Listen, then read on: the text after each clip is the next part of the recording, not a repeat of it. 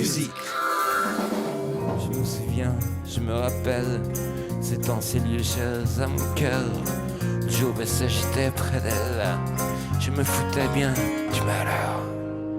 Dissimule dans le silence tes sentiments, tes espérances, qu'ils montent et plongent en bruit, étoiles brillant dans la nuit.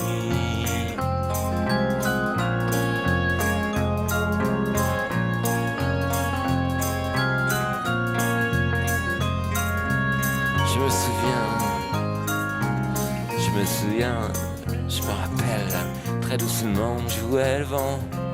Alors elle me semblait si belle, alors moi j'avais tout le temps. Dissimule dans le silence tes sentiments, tes espérances, qu'ils montent et plongent en bris, étoiles brillant dans la nuit.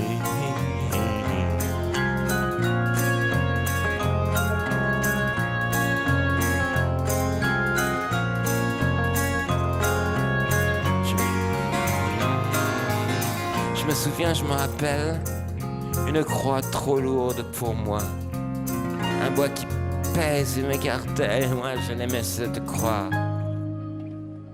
Dissimule dans le silence tes sentiments, tes espérances, qu'ils montent et plongent en bruit, étoiles brillantes dans la nuit.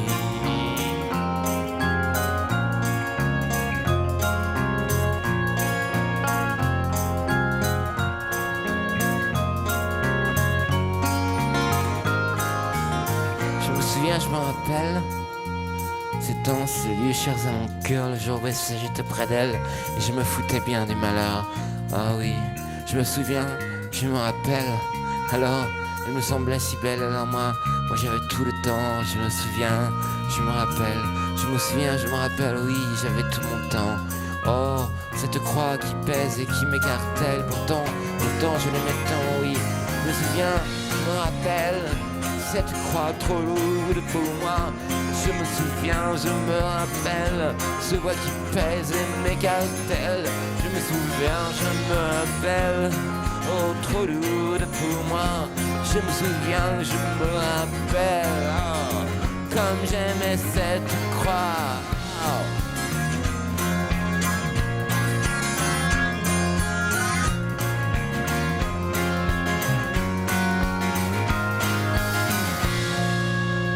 Et puis... Salut à tous, merci de rejoindre Acoustique pour une émission exceptionnelle à la rencontre d'un chanteur que l'on considère tel le plus déjanté de l'épopée des musiques rock, made in France, en 2 décennies de descente aux enfers et de quasi-résurrection. Il nous revient avec un nouvel album, le 4e de la saga, baptisé Crève-Cœur. Beaucoup de plaisir à accueillir aujourd'hui Daniel Darc, bonjour. Bonjour. Bonjour à plusieurs titres, parce que d'abord la presse est sentencieuse, unanime quasiment, pour dire que ça c'est un album que l'on attendait. Et alors pour vous, est-ce que vous le vivez comme une résurrection, parce que je parlais de résurrection tout à l'heure?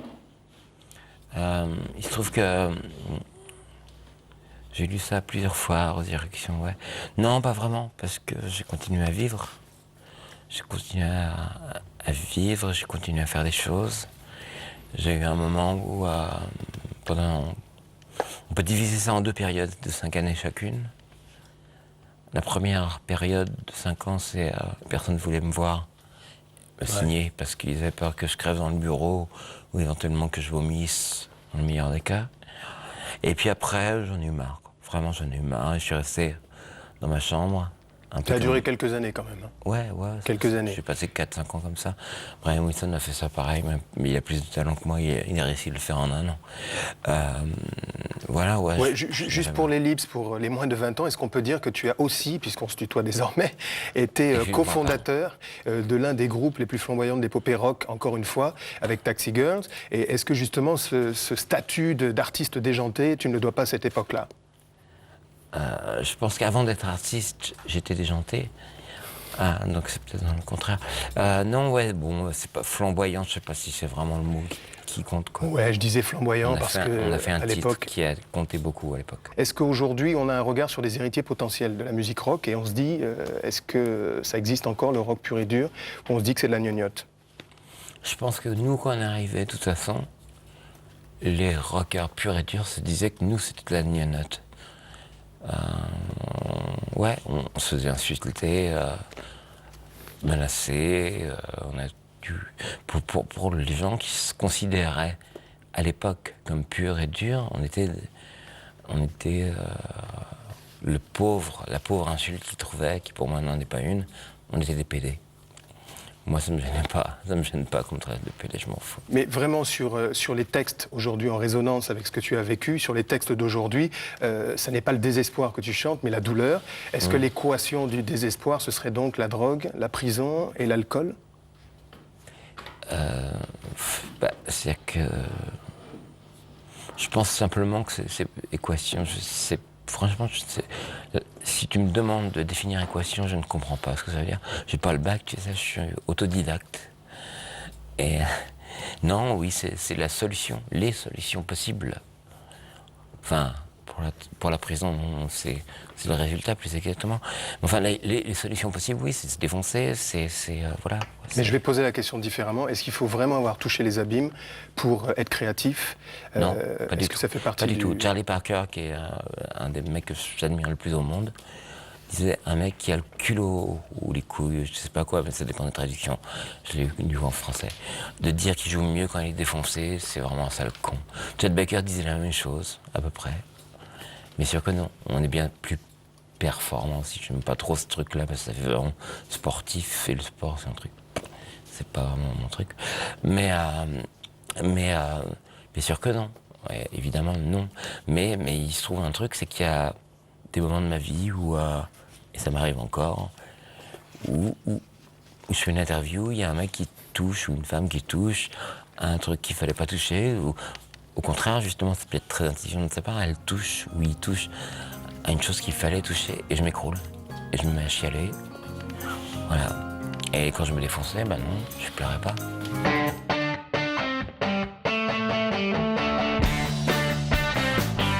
J'ai creusé un trou qui est enfui mon cœur. Je le couvre de sang, de boue et de sueur. Et quand je mourrai, j'irai au paradis, parce que c'est en enfer que j'ai passé ma vie. Quand je mourrai, j'irai au paradis. C'est en enfer que j'ai passé ma vie. Quand je mourrai, j'irai au paradis.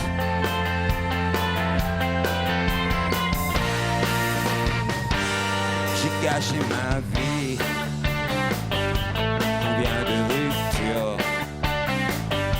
combien de blessures, un soupir hélas qui s'enfuit et s'efface.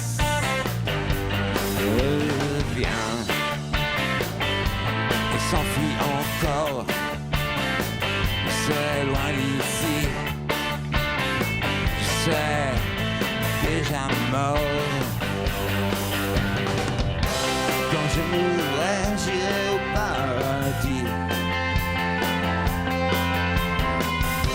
C'est en enfer que j'ai passé ma vie. Quand je mourrai, j'irai au paradis.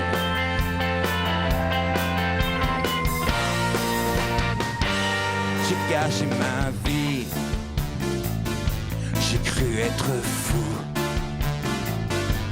Et ça m'a fait peur. J'ai perdu mon sang, froid, ma chaleur. Son nom est ennui, son nom est horreur. Je serai loin d'ici, et je serai ailleurs. Quand je mourrai, j'irai au paradis. C'est en enfer que j'ai passé ma vie. Quand je mourrai, j'irai au paradis.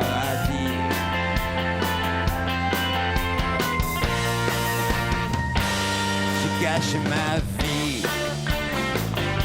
J'ai gâché ma vie.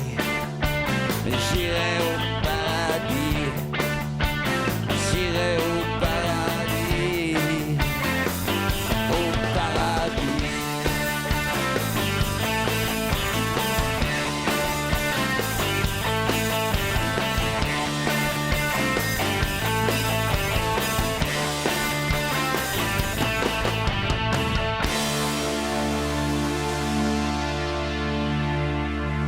Aujourd'hui dans l'Acoustique, on reçoit Daniel Dark. L'album s'appelle Amour suprême. On a commencé avec J'irai au paradis. Daniel Dark, bonjour. Bonjour. Votre album précédent, Crève-cœur, est arrivé après 10 ans d'absence à peu près. Celui-là est arrivé assez vite au final. Vous l'avez créé assez facilement? Non, je fais rien facilement. Ouais. Avant Crève-cœur, les 10 ans d'absence, c'était pas de l'inactivité de ma part. Simplement, personne voulait... aucune maison de disques voulait de moi, quoi. Mhm. Et aucun tourneur voulait de moi, et même ma fan ne voulait plus de moi. Donc, mais je travaillais quand même. Donc ça ne s'est pas fait facilement, c'est-à-dire que vous avez pris du temps avant de vous plonger dans Non, l'écriture? non, j'écris tout le temps. J'écris tout le temps. Et je pense sincèrement que si une personne n'a pas besoin d'écrire, elle n'a pas le droit d'écrire. Cela dit, je jette la plupart du temps ce que j'ai écrit 9 fois sur 10, et on va garder sur la fois qui reste, il y a une demi-fois où je perds. Même le contraire. Enfin, il reste très peu de choses à l'arrivée. Mais j'écris, alors, est-ce que par rapport à l'écriture, est-ce que facile, pas facile? Généralement, tout ça, c'est le premier jet, quoi. Quand je dis que je suis doué pour une certaine forme d'écriture, à partir du moment, effectivement, ça peut paraître très, très, très prétentieux. Mais non, parce que je crois vraiment au Seigneur, et je crois vraiment que c'est comme un môme. Un môme, on est tous des mômes, et on tend la main, et de temps en temps, il y a quelqu'un qui donne une pièce, puis de temps en temps, voilà. Et la pièce, on en fait ce qu'on veut. Après, moi, j'ai gâché ma pièce, mais je ne l'ai pas détruite, j'en ai gardé un petit peu. Et c'est le Seigneur qui m'a tout donné. Donc à partir de ce moment-là, je me barre un peu en couille, mais c'est un côté madro, quoi. Et donc le truc, c'est... Ouais, je pense que... le don, de toute façon, le don, il vient de Dieu. Donc voilà. Et c'est le fameux truc, les fêlés sont les seuls à laisser passer la lumière. J'espère être un fêlé. Environ, presque rien, environ, moins qu'un chien. Il ne restera rien de la vie à la mort. Dis-moi, oh, encore et encore, combien de moments éteints. Environ, je n'attends rien, presque toi. Mais tout ça sert à quoi?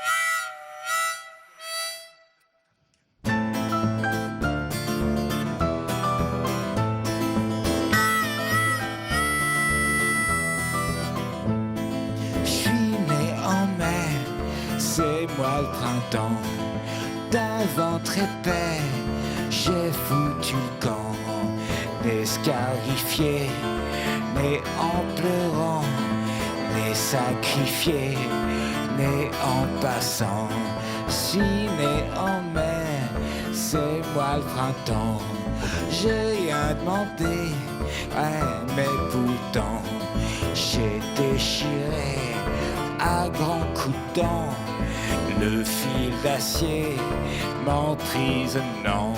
Je suis né en mai, c'est moi le printemps, moi qui rêvais d'hiver tout blanc.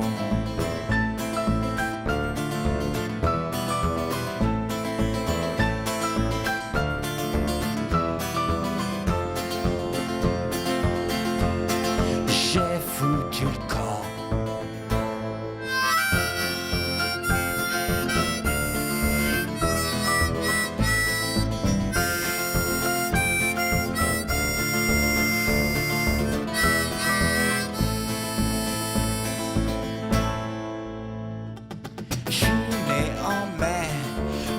moi le printemps, d'un ventre épais, j'ai foutu le camp. Un ange déçu, ange de néon, un ange de pluie, ange de néant. Je suis né en mai, c'est moi le printemps. Quand je serai foutu, il restera le vent. Quand je m'en irai, quand je serai partant, je pas de regret. Hey, soyez contents. Je suis né en mai, c'est moi le printemps. Moi qui espérais des anges troublants. Je suis né en mai, c'est moi le printemps. D'un ventre épais, j'ai foutu le camp.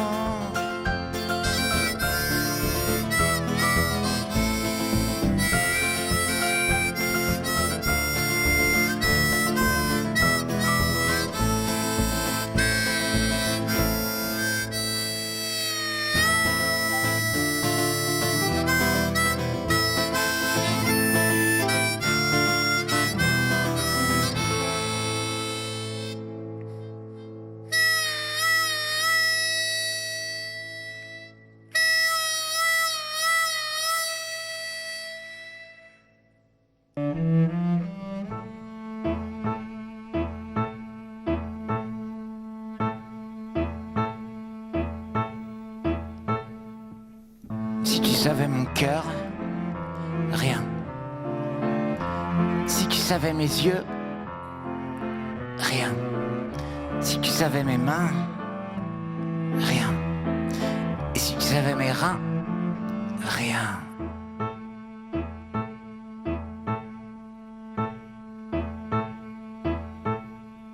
Si tu savais mes jambes, rien. Si tu savais mes bras, rien. Et si tu savais mon ventre, rien. Et si tu savais mes fesses, ah, rien. Mais si seulement tu savais la taille de mon âme. Si seulement tu savais la taille de mon âme. Mais si seulement tu savais la taille de mon âme.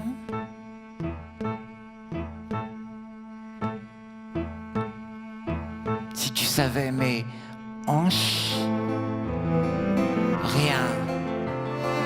Si tu savais mes lèvres, rien. Si tu savais mes cris, rien. Et si tu savais mes jours, rien. Si tu savais mes nuits, rien. Si tu savais mes rêves, rien. Si tu savais mes rires, rien. Si tu savais mes joies, rien. Mais si seulement tu savais la taille de mon âme.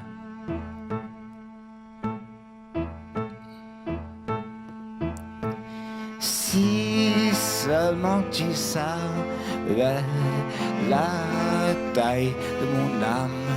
Mais si seulement tu savais la taille de mon âme. Si seulement tu savais la taille de mon âme. Mais si seulement tu savais la taille de mon âme. Si tu savais mon cœur, rien. Aujourd'hui dans l'Acoustique, on reçoit Daniel Darc, l'album s'appelle La taille de mon âme.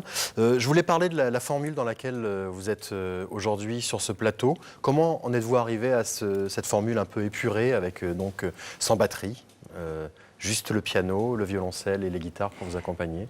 Ouais, il y a cette formule-là, et puis sur scène, souvent, il n'y a même pas de guitare, c'est juste violoncelle et piano, et moi, donc. Et j'avais envie, c'est aussi, je trouve que les textes sont vachement importants pour moi, et je trouve qu'on les entend plus comme ça, on fait plus attention à ça, et ça me... Quand les scènes, les salles étaient un peu plus petites, je trouvais ça intéressant de faire ça. Et, Pardon? Non, c'est ça, et puis en plus, quand la tournée est un peu longue, ça diversifie le truc et ça donne toujours envie de revenir comme ça. C'est bien, j'aime ça. Mais alors pour le coup, ça souligne plus le côté sombre des textes. Bah, les textes sont peut-être un peu sombres, donc ouais. Ce qui n'est pas le cas sur l'album. L'album, Ouais. on a une écoute différente, parce qu'on a des mélodies, c'est très arrangé. Ouais. Donc on a même presque l'impression d'arriver sur un album assez enjoué. Ouais, et je quand trouve on rentre qu'il dans est les pas triste, textes, il y a une double lecture. Là, avec cette formule-là, ça donne un côté plus dramatique aux chansons. Ouais, peut-être, ouais, mais c'est les textes qu'on voit plus. Je sais pas si c'est forcément dramatique, oui, mais tragique, je sais pas. En tout cas. J'ai pas dit tragique. Ouais, dramatique, oui. Dramatique, oui. Il y a toujours pas mal de références à la religion. Dans les textes, même visuellement, on le voit dans le livret avec les photos. Qu'est-ce qui vous emmène à ça? Quand vous dites que c'est... Parce que comme les textes ont été improvisés, c'est... Ouais, je me suis rendu compte que je parlais beaucoup de ça, quoi. Mais je crois en Dieu. La religion, je sais pas, quoi. Je crois en Dieu. J'ai la foi, quoi. C'est tout. Puisque la religion, je m'en fous à la limite. C'est Dieu, quoi. Vous allez dans cette direction-là de manière inconsciente, au final. Ouais. Oui. Ouais.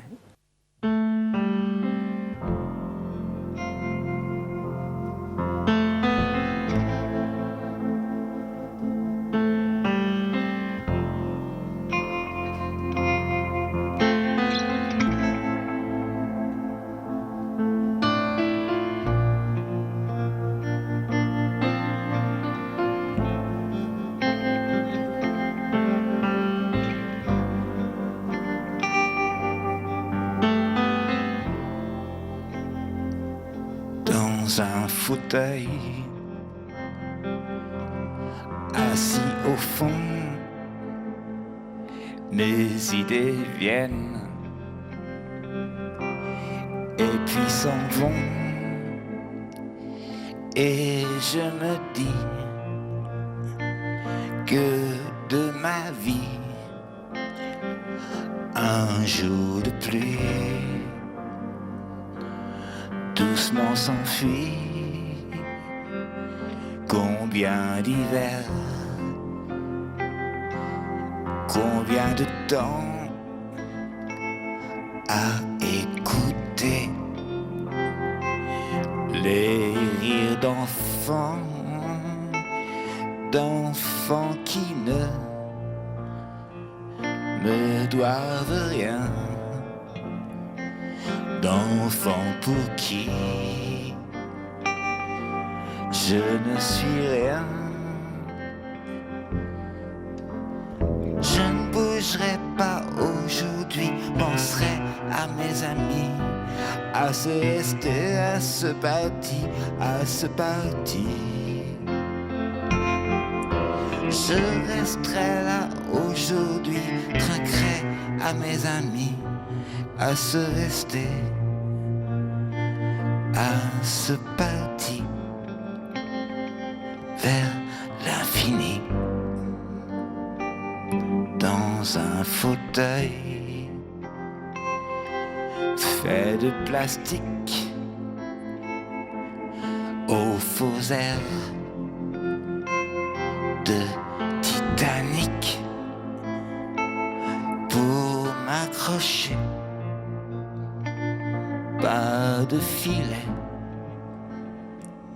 déséquilibre, et c'en est fait. Je ne bougerai pas aujourd'hui, penserai à mes amis, à ce rester, à ce parti, à ce parti. Je resterai là aujourd'hui, trinquerai à mes amis, à ce rester, à ce parti vers l'infini, dans un fauteuil assis au fond. Mes idées viennent et puis s'en vont, et je me dis que de ma vie, un jour de pluie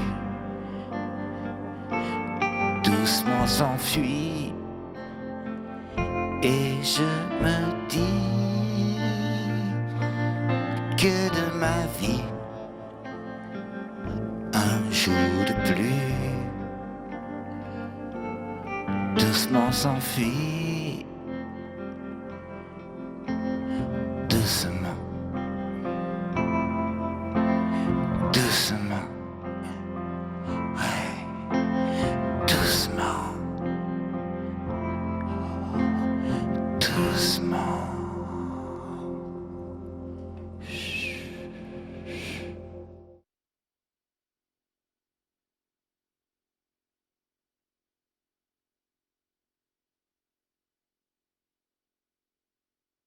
Notre magazine vous a été présenté par April International, l'assurance de votre santé à l'étranger.